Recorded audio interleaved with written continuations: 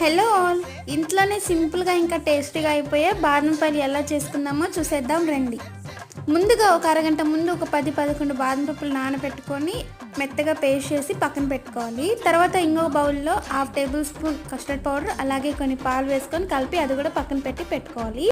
తర్వాత ఒక గిన్నెలో 1/2 లీటర్ పాలు పోసుకొని ఒక పొంగు వచ్చాక ఈ బాదం పప్పు పేస్ట్ అలాగే కస్టర్డ్ పౌడర్ లిక్విడ్ కూడా వేసుకొని మీ టేస్ట్కి సరిపడా షుగర్ కూడా వేసుకొని అది కూడా ఒక పొంగు వచ్చినాక స్టవ్ ఆఫ్ చేసి చల్లారింది అనుకున్నప్పుడు కోర్సుగా 2 మినిట్స్ మిక్సీ పట్టి 2 అవర్స్ ఫ్రిడ్జ్లో పెట్టుకొని సన్నగా కట్ చేసుకున్న బాదం అలాగే క్యాష్యూస్ కూడా దాంట్లో యాడ్ చేసుకోవాలి.